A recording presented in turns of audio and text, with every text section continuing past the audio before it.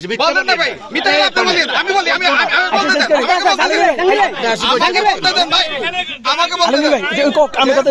উনাকে বলার পরে তারপর উনি রাজি না, উনি রাজনীতি করে, আমি রাজনীতি করি। মাহফিল আমরা করবো, আপনারা করবেন কেন? কোনো মাহফিল এখানে হবে না। হ্যাপি ভাই এখানে এমপি প্রার্থী হবে, উনাকে কেন মেহমান করা হয় নাই? রাজনৈতিক কথা বলবো রাজনৈতিক মাঠে, এটা তো তাফসির মাহফিল। কথা হচ্ছে কে কোথায় উঠবে, বিশেষ প্রধান মেহমানটা কোথায় উঠবে, তাফসির কারো কোথায় উঠবে, ওনার বাসায় উনি আয়োজন করবেন।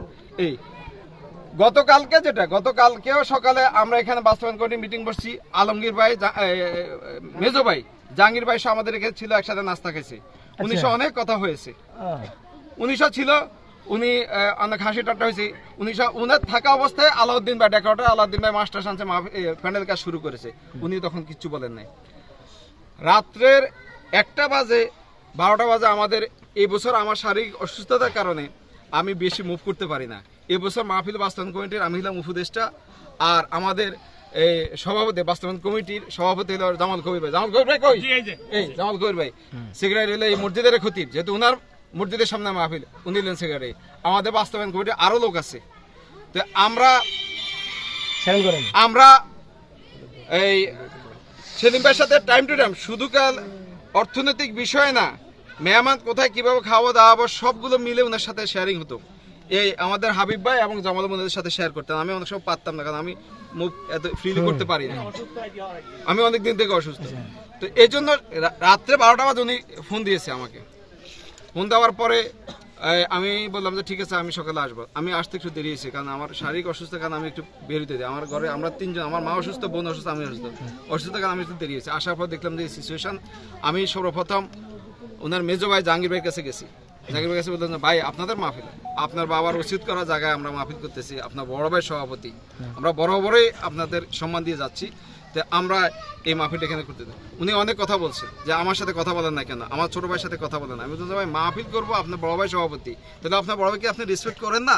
ওই যে রাত্রে আমরা বড় ভাই সভাপতি কিছু জানেন না, আপনার বড় ভাইয়ের সাথে কথা বলতে, হ্যাঁ ভাই জিজ্ঞাসা করেন, বড় ভাইয়ের সাথে কথা বলতে আলোচনা হয়েছে, মেহমান জনিত কথা বলতেছি, আপনি কথা বলেন না, আপনি কথা আপনার বড় ভাইয়ের সাথে কথা বলতে হবে, আপনার সাথে কথা বলতে হবে, আপনার ছোট ভাইয়ের সাথে কথা বলতে হবে, আপনার জেঠার সাথে কথা বলতে হবে, চাচার সাথে কথা বলতে, এটা কোনো যুক্তিগত হলো?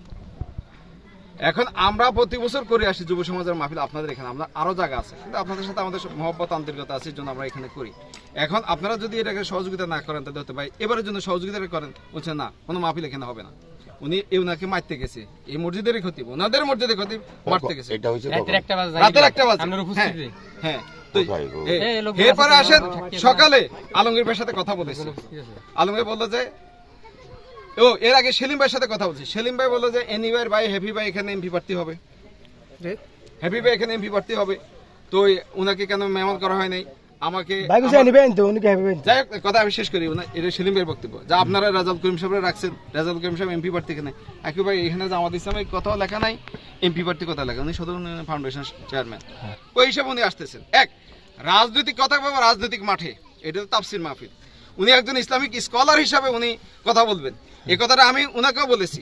সর্বশেষ আমি একটা মেসেজ দিয়েছি, সেটা হলো যেটা আমি সকালে খবর পেয়েছি যে রাজাব ভাই অসুস্থ, ওনার আজকে লক্ষ্মীপুরে অনেকগুলো কর্মসূচি ছিল, উনি সব কর্মসূচি ক্যান্সেল করেছেন, অসুস্থতার কারণে উনি আসবেন না।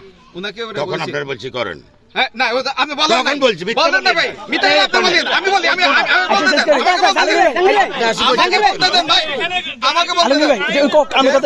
উনাকে বলার পরে তারপর উনি রাজি না, সর্বশেষ উনি চলে গেছে ওইদিকে।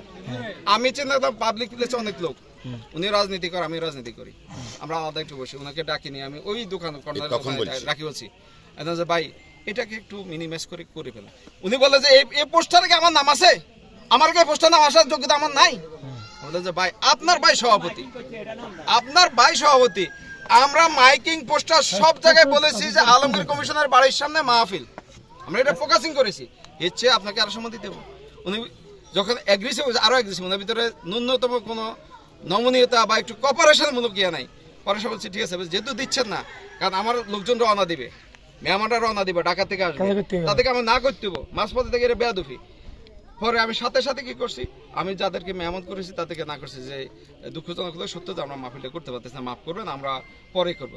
উনি এটাও বলেছে উনি আগে এটাও বলেছে যে মাহফিল আমরা করবো, আপনারা করবেন কেন? মাহফিল আমরা করবো।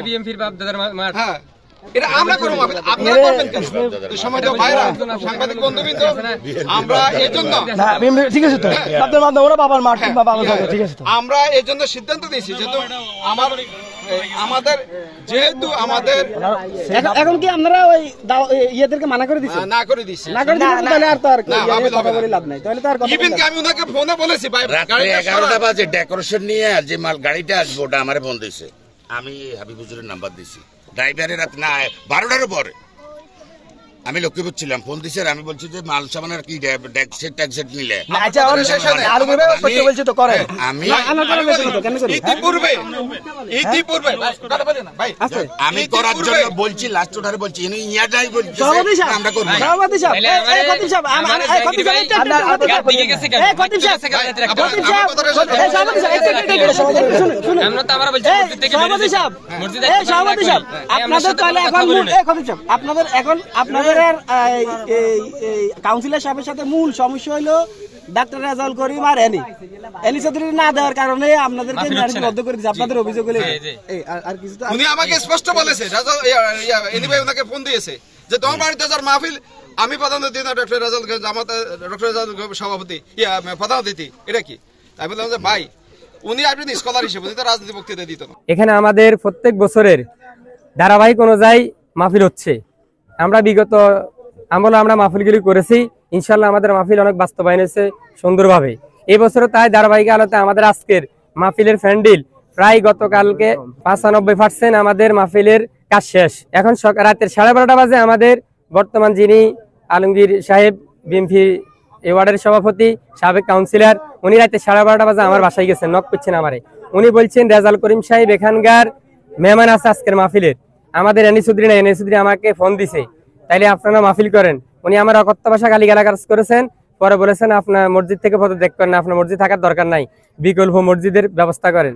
রাতের আবার 1টা বাজে ওনাদের আত্মীয় আলম ড্রাইভারের ডাকি নিয়ে ওনার ভাই জাহাঙ্গীর ভাই উনি আমাকে মারার জন্য আমার গাদ দিকে আসছেন, আমার অকথ্য ভাষা গালিগালাজ করেছেন, স্থানীয় লোকজন সাক্ষী আছেন, এবং উনিও বলেছেন আপনি মসজিদ থেকে পদত্যাগ করেন, আপনার মসজিদে যাওয়ার কোনো দরকার নাই। পরে ওনার ভাই সেলিম ভাই মসজিদের সভাপতি দীর্ঘ অনেকদিন থেকে, উনি ফজর নামাজের পরে মুসল্লির থেকে বিদায় নিছেন, আমি আর সভাপতি পদে দায়িত্ব পালন করতে চাই না, আপনারা আমার ক্ষমা করে দেন, ইমাম সাহেব যদি থাকতে চাই উনি থাকবে। আমি বলছি না ভাই, আমার সাথে খুব খারাপ আচরণ হয়েছে, আমার নিরাপত্তার হুমকির বিষয় দাঁড়িয়েছে, এজন্য এখানে আমি দায়িত্ব পালন করতে চাই না। আর সর্বশেষ কথা হচ্ছে ওনারা একটা অভিযোগ আনছে, এই আমাদের ওয়ার্ডের আমির সাহেব উনি একজন কাউন্সিলর প্রার্থী, আসলে আমরা এটা অনেকে জানি না, কিন্তু ওনারা এই কারণে ওনাদের একটা হিংসা লেগে গেছে। আর উনি বলছে এটা বিএমপির বাপদাদার মাঠ, এখানে কোনো প্রোগ্রাম হবে না, এই কথা শেষ, জামাতের কোনো প্রোগ্রাম হবে না, এবার কোনো তাফসির মাহফিল হবে না, উনি এবার ওই গাড়িটা ওনার, এটা আমাদের ডকুমেন্ট আছে, এলাকার লোকজন সাক্ষী আছে, কথা শেষ, এই লোকজন সাক্ষী আছে, এজন্য আমরা তীব্র প্রতিবাদ জানাই।